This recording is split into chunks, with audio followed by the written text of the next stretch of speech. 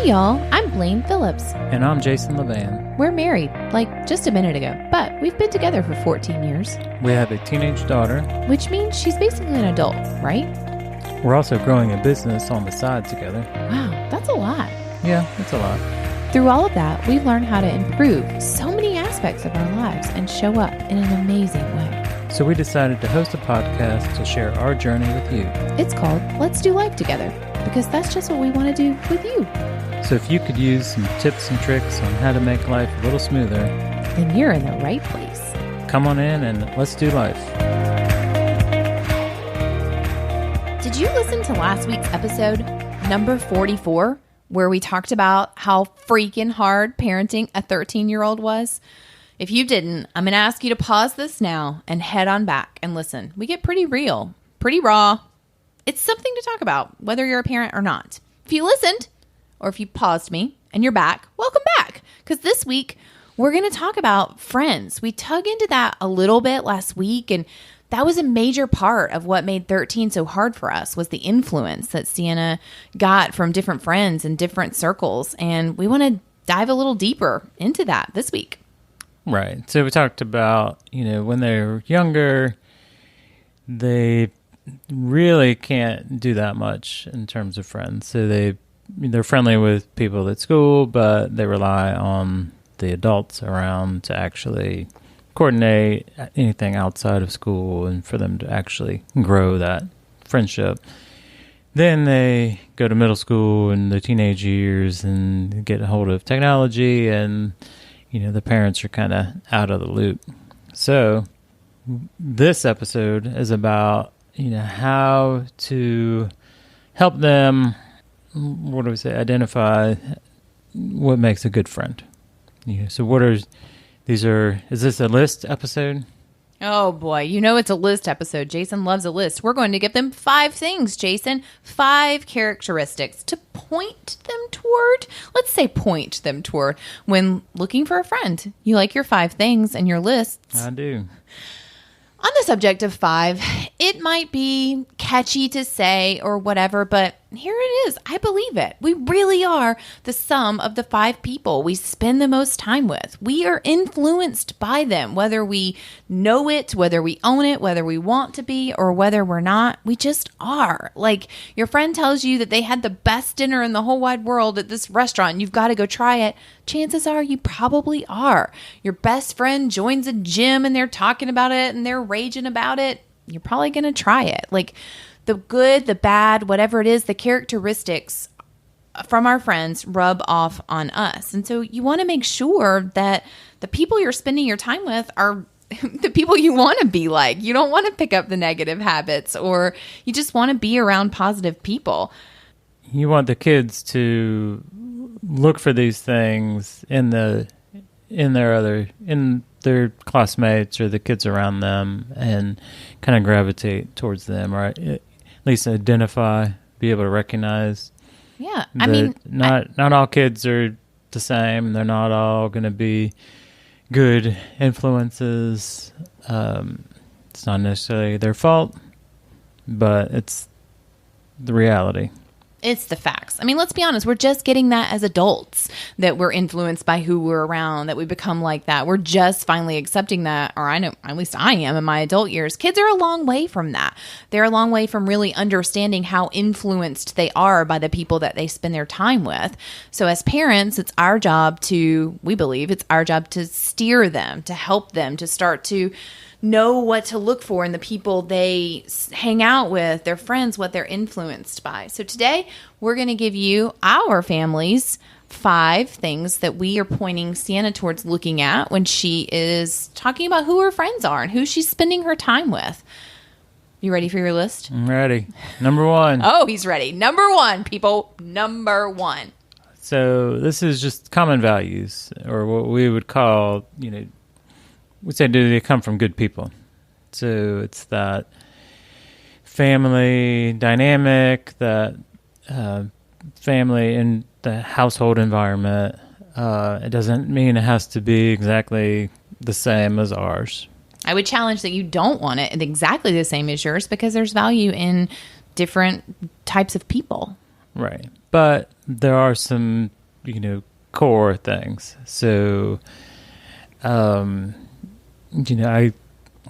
half joke, but one question I will ask is, all right, do they let's say the kid, let's call her Susie. Susie's our candidate for friendship. Susie? Mm-hmm. Who's Susie? So does Susie's parents let her drink soda? Like, that's a simple, maybe it's not a big deal to many people, but at some aspect for us, it hits a core value type of thing. So some of our core values are around health and wellness, and soda's bad. I mean, that's... Let's don't mix words right. there. Soda's bad. It's an easy question. It's an easy kid question that, as a parent, gives you a lot of insight. Does that make Susie bad? Right. No. Does that make Susie's parents bad? No.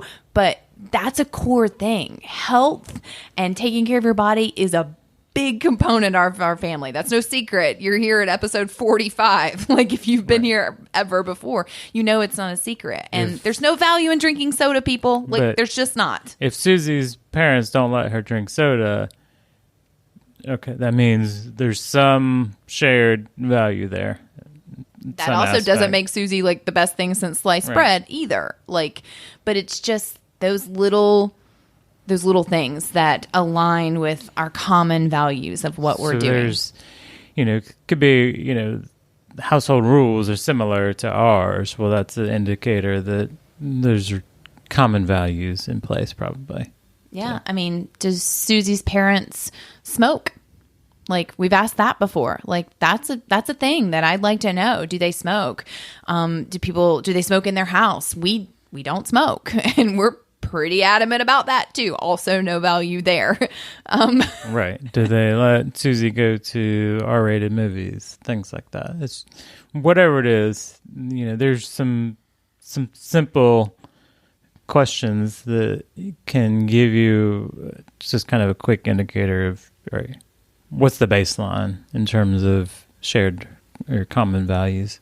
Yeah, but the first thing we look at is that common values. And for kids, you really have to look at their families. I mean, that's who they're influenced by. Sienna is the combined everything of Jason and I. Like, I think maybe more Jason than me sometimes. I don't know, but she is. And if you don't like us, you definitely don't like our kid. Like, that's what they are. That's what we're doing right now. While they're still children and they're figuring it out and they're developing their own personalities, who they are is who you've raised them to be, to their good or bad. It's not the kid's fault. I mean, it really isn't. So we encourage her to look at their families. We look at their families. We point out things because that's who they are right now. That is their number one primary influence. That is how they're influenced. So how do their families' values align with ours? Are they good people? Right. Yeah. Do they come from good families? Yeah. That's Jason's common question. Tip number one. So number two is kindness. That's a characteristic that we look for or encourage her to look for in her friends. Are they kind? Are they good humans? Like, that's our job, right? As parents, just raise a good human. So do they show kindness for others, for strangers? Do they have an awareness to be kind? Yeah. Some kids aren't nice. I mean, that's just the facts. Maybe they're nice to their small circle of friends and they're just not nice to anybody else. It's true. They could be bullies. They could just be angry at the world, and they could, we don't know what's going on with them, but kind people, you can tell.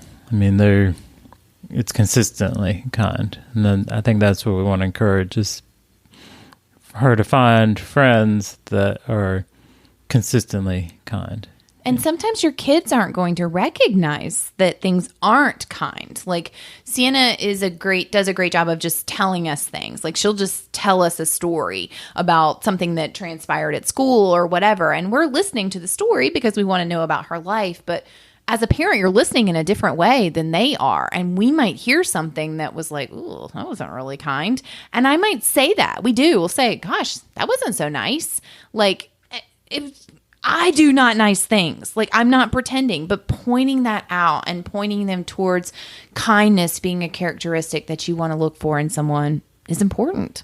Right. And pointing out when we do hear about kind acts. So let's say, Susie shared her lunch with somebody who forgot their lunch. Well, that's kind of her to do. Like, that's the type of thing we would hope that they would look for in a friend. Yeah. When I look at number 3, it's like I can hear my mother's voice in my back of my head, like right away. So our number 3 characteristic that we would encourage her to look for, that we do encourage her to look for, is honesty. And I can hear my mother saying, there's nothing I hate worse in this world than a thief and a liar. And to me, they're one and the same. I don't know. That stuck with me from childhood on. My mother did not like when you lied to them. I equally despise dishonesty. All we have is our word. That's it. That's what we have. And you want to you want to be able to trust someone. You want them to be honest. And are we all honest all the time? Nope. Have I told a lie? Yep. Have I told one for the greater good in my world? Yes, I sure have. Have I told one for not the greater good? Yep, sure have. But in general, you want them to be with someone who is honest. It's not always the easy thing to do, but it's the right thing to do. Right, and that could be, in the school setting or a friendship setting, could be, blaming somebody else or just not taking responsibility for something, and that's still honesty or integrity could be another word there. So again, as conversations happen, stories get told, we try to point out those things.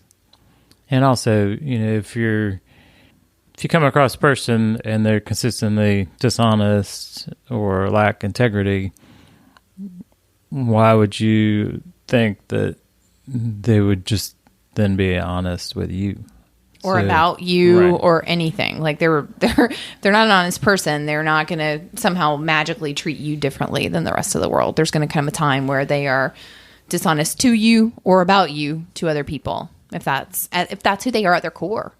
Yeah. Fourth thing to look for in a friend is generosity. So are they giving person, giving in time, in whatever ways they're capable of giving.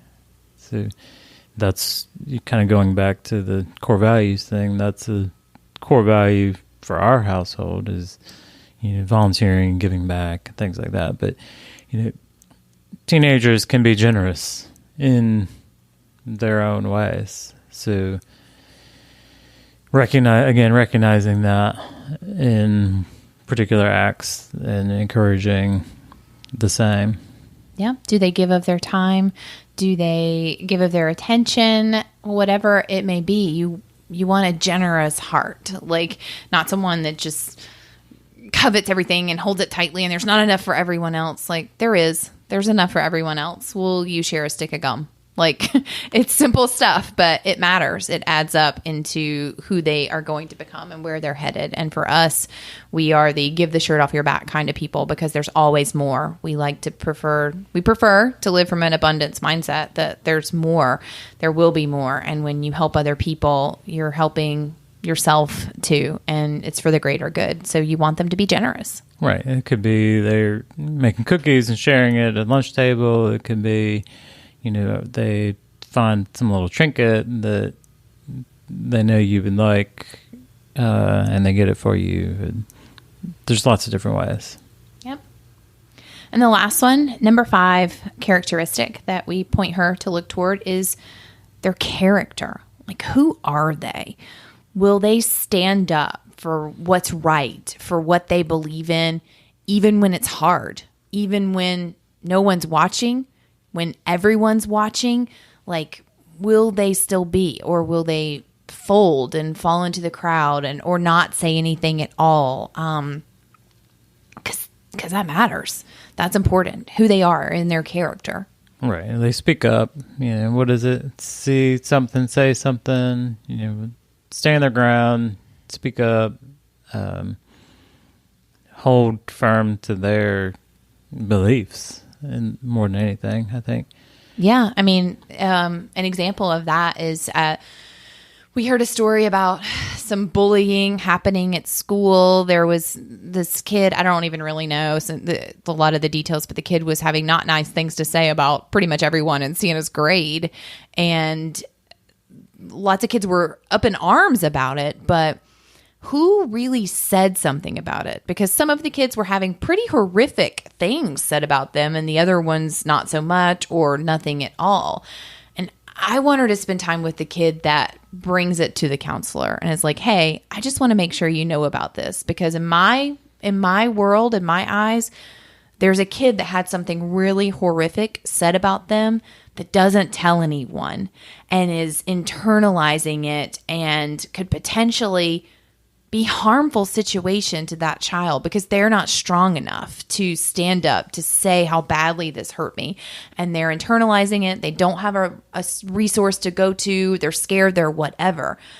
I like the kids that are speaking up. Maybe nothing was even said about them at all, but they notice that kid is affected, or they don't even know at all, but they're standing up for what's right. Hey, school counselor, I just want you to know, like, this is a thing that's running rampant through our grade, and I don't want it to be an issue for any kid. That's character in my mind.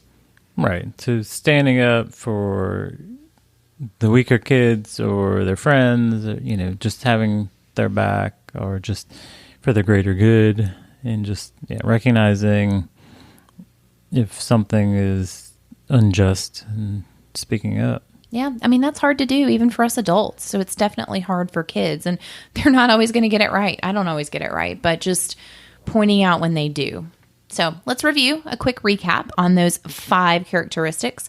Number 1 is common values, their families. Are they good people? Number 2, kindness. Are they kind? That matters. Kindness matters. Right. Number 3, do they act with honesty and integrity? Are they generous? Which is number 4. And we rounded out number 5 with their character. Who are they when everyone's looking and when no one's looking? Let's be honest. These traits, these things that we've just reviewed are good for us all as adults as we enter into relationship with people, be it friendship, partnership, business ship, whatever ship you want to enter in.